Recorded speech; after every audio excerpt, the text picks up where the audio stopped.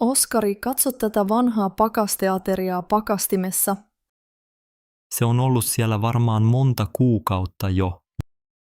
Joo, ehkä jopa puoli vuotta. Mitä teemme sen kanssa?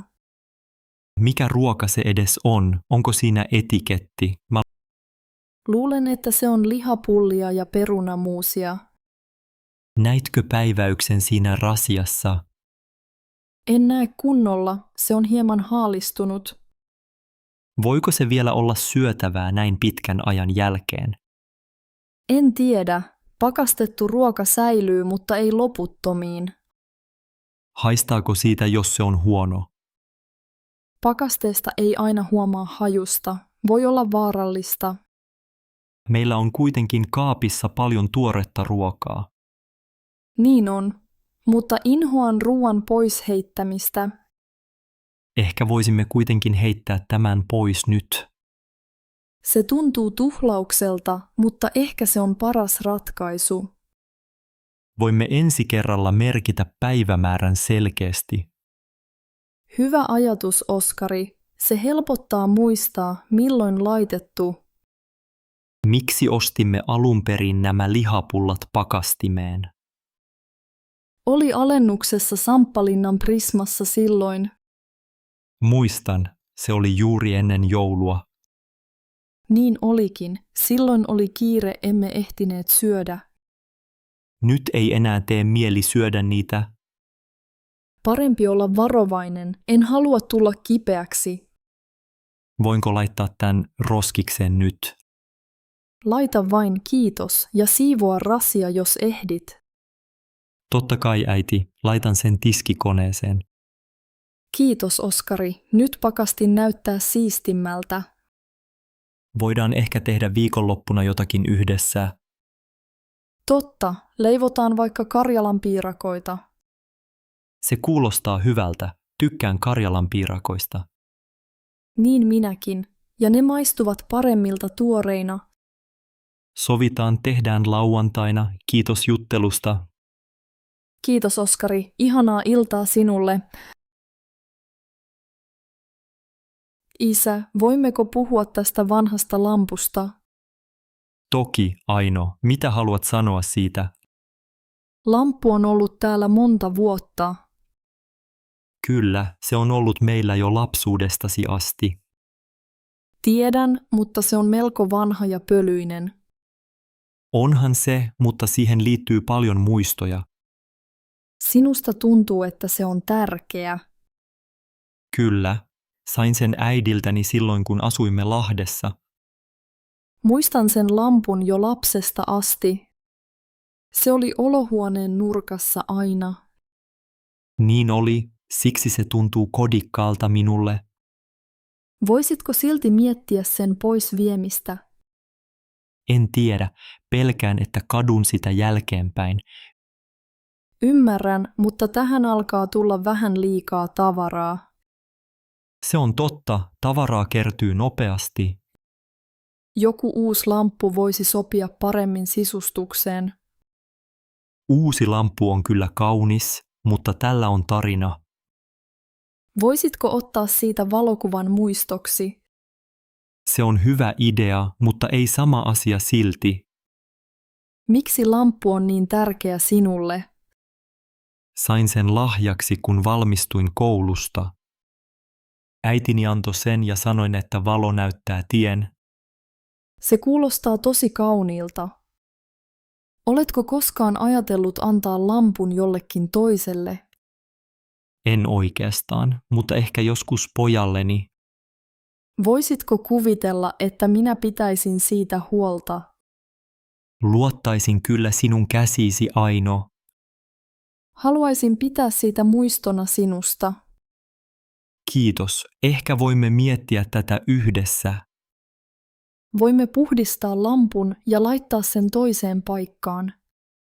Se kuulostaa hyvältä. Katsotaan, mihin se sopisi.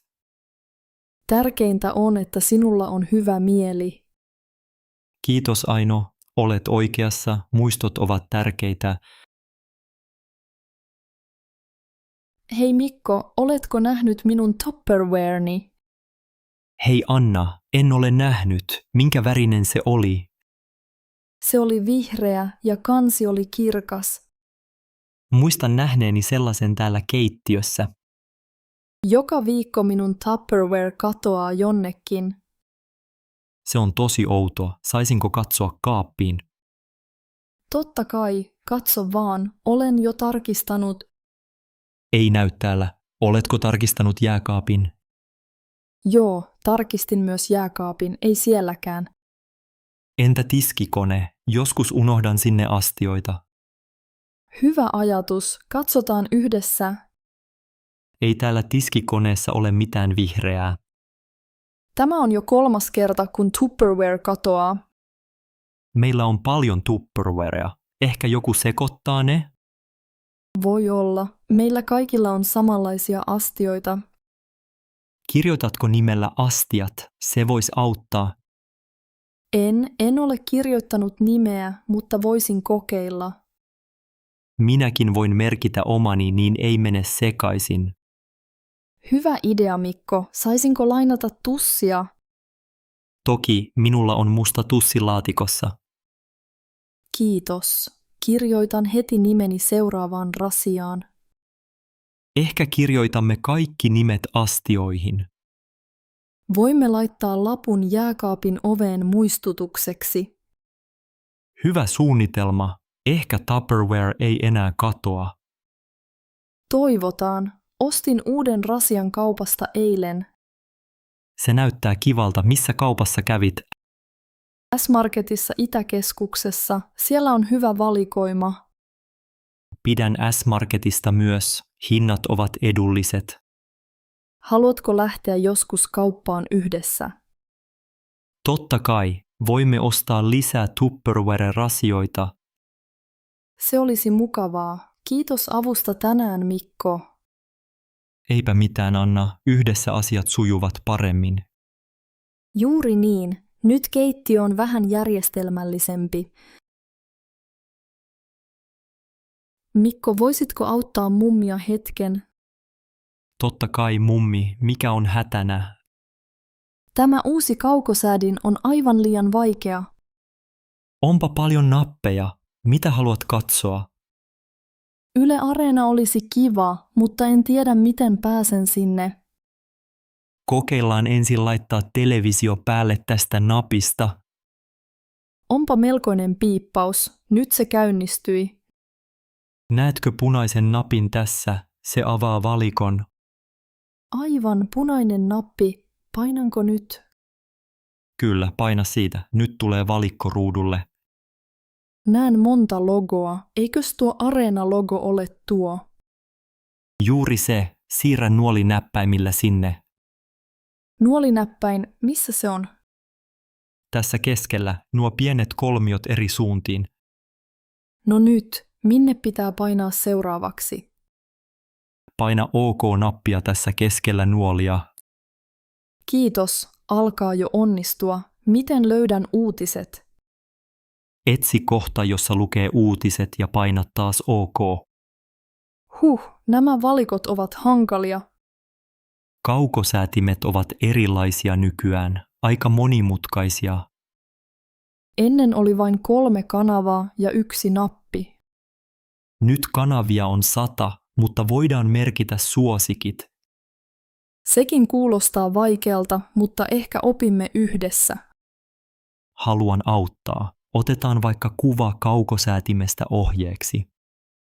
Hyvä idea, Mikko. Silloin en unohda. Laadin sinulle vaikka paperille pienen oppaan. Olet taitava poika. En tiedä, mitä tekisin ilman sinua. Saanpa auttaa sinua. Haluan, että nautit ohjelmista. Vain sinun kanssasi on näin hauskaa opetella uusia asioita. Minäkin opin sinulta aina jotain, mummi. Nyt uutiset alkavat. Kiitos, että jaksoit selittää. Ei kestä, mummi. Olen aina iloinen auttaessani sinua. Katsotaan yhdessä kuten ennenkin. Kyllä, mummi. Yhdessä on parasta katsoa televisiota. Hei Laura, huomasitko, että valo jäi päälle eteiseen yöllä? Voi ei, olen pahoillani isä, unohdin sammuttaa sen illalla. Eipä se vakavaa ollut, mutta sähköä kuluu turhaan. Totta, meidän pitää säästää energiaa, etenkin talvella. Aivan. Sähkölaskut ovat jo nyt aika korkeat Helsingissä. Yritän muistaa ensi kerralla, olen ollut väsynyt viime aikoina. Ymmärrän, opiskelu ja työ vievät paljon voimia. Tulin myöhään kotiin ja laitoin valon päälle vahingossa. Ei se haittaa. Kaikki unohtavat joskus pieniä asioita. Haluatko, että kirjoitan muistilapun oven viereen? Se olisi hyvä idea. Silloin muistat varmasti. Voimme käyttää keltaista paperia, se näkyy hyvin. Hyvä ajatus. Kiitos kun otat vastuuta. Totta kai, haluan auttaa kotona. Säästäminen on tärkeää. Niin on. Kun kaikki sammuttavat valot, säästämme paljon. Muistan, kun lapsena sammutit aina valot perässäni. Kyllä, ja taisin usein muistuttaa sinua siitä. Se oli vähän ärsyttävää silloin, mutta ymmärrän nyt paremmin. Kasvu tuo uutta ymmärrystä, niinhän sanotaan. Halusin vain opettaa sinulle hyviä tapoja. Olet hyvä opettaja, vaikka joskus toistan vanhoja virheitä. Kaikki oppivat tekemällä, minäkin teen välillä virheitä. Meidän täytyy tukea toisiamme, muistetaan valot yhdessä. Hyvä idea. Voisimme keksiä jonkin pienen rituaalin tähän. Voimme aina sanoa toiselle, valo sammuksiin. Hauska idea. Se muistuttaa siitä hellästi eikä syyllistä. Voimme käyttää sitä joka ilta ennen nukkumaan menoa.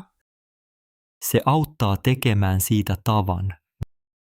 Näin teemme. Oletko samaa mieltä, isä? Totta kai, Laura, yhdessä onnistumme varmasti. Hyvää yötä, isä. Sammutan nyt eteisen valon. Hyvää yötä, Laura. Kiitos kun huolehdit valosta. Hei Satu, mietin tässä yhtä asiaa. Hei Teemu, mitä mietit? Minulla on puhelimessa viesti, jota en koskaan lähettänyt. Oikeasti? Kenelle se oli tarkoitettu? Se oli Mikolle. Kirjoitin sen eilen illalla. Miksi jäit epäröimään sen lähettämistä? En ollut varma, onko se liian suoraa. Voitko kertoa, mitä kirjoitit? Sanoin, että mä haluaisin sopia riidan. Ahaa, onko teillä ollut jotain erimielisyyttä? Kyllä, riitelimme viime viikolla Turussa. Ymmärrän. Ehkä Mikko arvostaisi rehellisyyttä.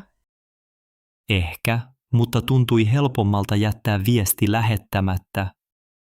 Minullakin on joskus viestejä luonnoksissa. Se tuntuu turvalliselta, eikö niin? Niinpä, viesti jää muiden näkemättömiin. Saako viesti olla kesken vai pitäisikö lähettää? Joskus kannattaa miettiä rauhassa ensin. Se on totta, mutta joskus rohkeus auttaa. Olet oikeassa, Satu. Ehkä lähetän sen vielä. Voit lukea viestin vielä kerran ennen lähetystä. Hyvä idea, kiitos neuvosta. Tuntuu hyvältä, kun voi jakaa tämän tyyppisiä ajatuksia. Jep. Luonnoksen tallentaminenkin auttaa selkiyttämään ajatuksia. Onko sinulla usein tällaisia luonnoksia? Joskus työviesteissä tai kun haluan sanoa jotain tärkeää. Minullakin on yksi viesti äidille luonnoksissa. Oletko lähettänyt sen koskaan? En vielä, odotan oikeaa hetkeä. Ymmärrän hyvin, oikea hetki tulee varmasti. Kiitos Teemu, on mukava puhua näistä asioista. Kiitos sinulle, Satu. Tässä huoneessa on rauhallista. Täällä on helppo ajatella ja jutella. Oho, Maija, unohdin viedä roskat ulos eilen. Niin kävi minullekin. Roskapussi on vielä täynnä.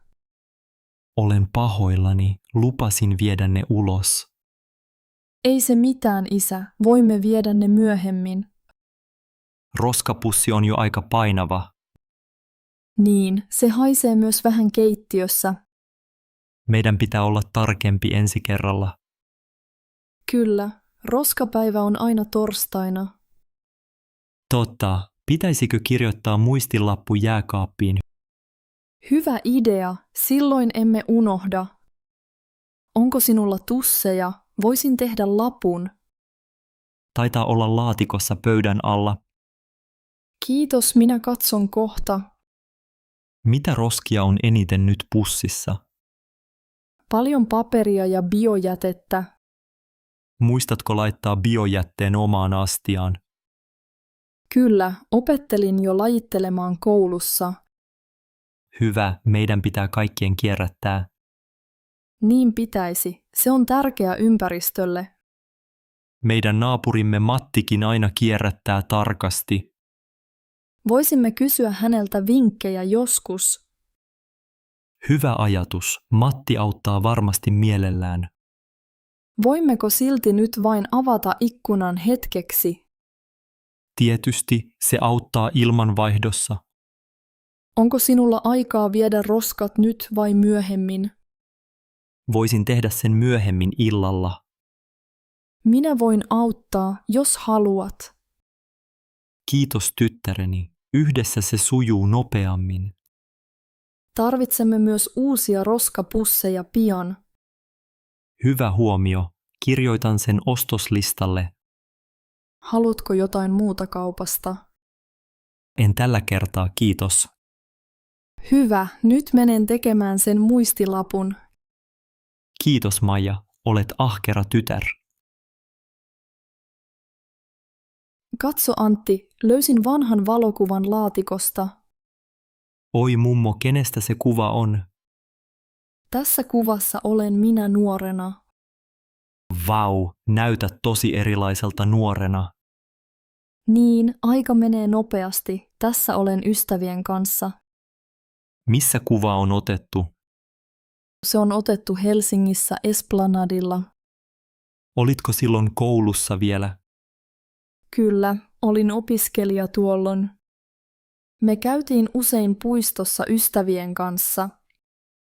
Ketkä ovat nuo henkilöt sinun vieressä? He ovat Leena ja Marja, vanhat koulukaverini. Pidätkö vielä yhteyttä heihin? Leenaan kyllä, mutta Marja asuu nyt Rovaniemellä. Onko teillä paljon yhteisiä muistoja? On, varsinkin kesäretkiltä ja juhlista. Oliko Helsingissä silloin erilainen tunnelma? Kyllä, silloin ei ollut niin paljon autoja. Kaupat olivat pieniä ja ihmiset tunsivat toisensa. Se kuulostaa rauhalliselta. Oli se. Ihmiset viettivät aikaa yhdessä enemmän. Mistä muistat tuon päivän erityisesti? Meillä oli hauska piknik, paljon naurua. Söittekö silloin korvapuusteja? Totta kai, Leena leipoi ne itse. Minä tykkään myös korvapuusteista. Ehkä voimme leipoa yhdessä joku päivä. Se olisi ihanaa, mummo. Muistot ovat tärkeitä, niitä pitää vaalia. Minä haluan kuulla lisää sinun nuoruudesta. Kysykää vain, kerron mielelläni. Kiitos, mummo. Valokuva toi paljon tarinoita esiin. Niin toi Antti, yhdessä muistot elävät aina. Hei Anna, muistatko sen elokuvan, jonka katsoimme? Hei Markus. Joo, mutta en muista sen nimeä enää. Se oli se komedia, jossa oli se kuuluisa näyttelijä. Ai niin, oliko se Juha Mikkonen vai joku muu? Ehkä se oli Jari Laakso. Hän on tosi hauska. Niin on, mutta mistä elokuva kertoi? En muista juonta. Taisi olla Helsingissä. He menivät kahvilaan usein. Aivan, Siellä oli monta hauskaa kohtausta kahvilassa. Entä se pyörä? Toinen päähenkilö pyöräili paljon. Niin, ja hänen pyöränsä meni rikki yhdessä kohtauksessa. Kyllä. Sitten oli se outo naapuri, joka lauloi aina. Hän lauloi vanhoja suomalaisia lauluja, eikö niin? Just niin, se sai minut nauramaan kovasti. Muistatko, oliko loppu iloinen vai surullinen? Luulen, että loppu oli iloinen. He saivat pyörän kuntoon. Oletko varma? Minä muistan, että he menivät uimarannalle. Aivan, oli kaunis sää. He uivat ja söivät jäätelöä. Totta, ja siellä näkyi lokkeja, paljon lokkeja. Se oli kyllä hauska elokuva. Miksi emme muista nimeä? Ehkä koska näimme sen kiireessä, en tiedä. Mutta se oli hyvä elokuva ja nauroimme paljon. Olisipa hauska katsoa se uudelleen joku päivä. Niin olisi. Kysytään vaikka Jannelta nimeä, hän saattaa muistaa.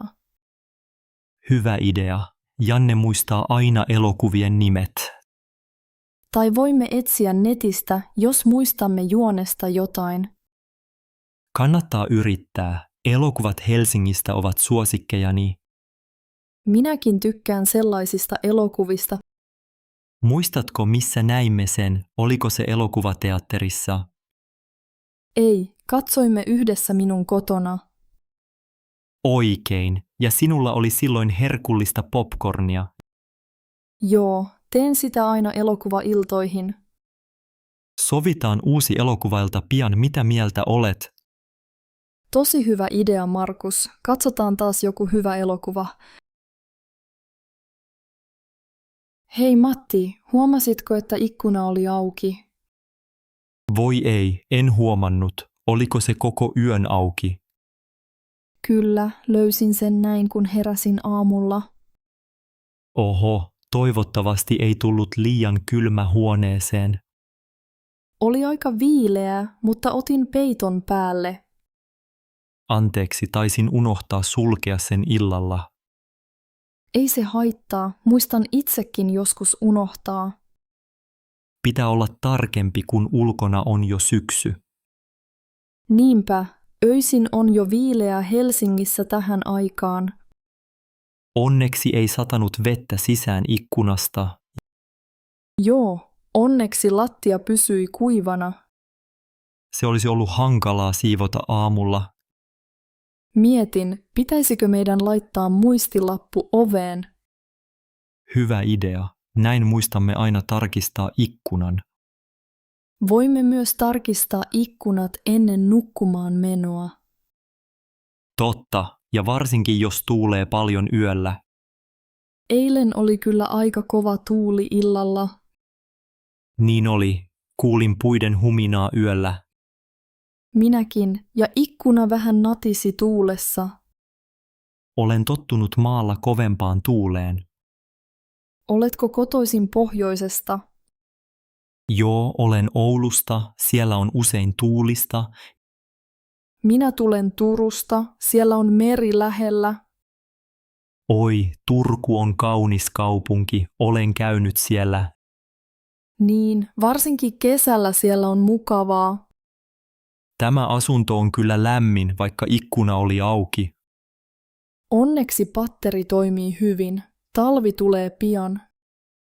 Pitää tarkistaa myös, ettei lämpö karkaa turhaan. Juuri niin. Säästetään samalla vähän sähköä. Hyvä ajatus, sähkölasku voi muuten nousta. Teetkö aamulla yleensä ikkunoiden tarkistuksen? Joskus, mutta voimme tehdä sen molemmat jatkossa. Sopii hyvin. Ensi yönä muistetaan varmasti.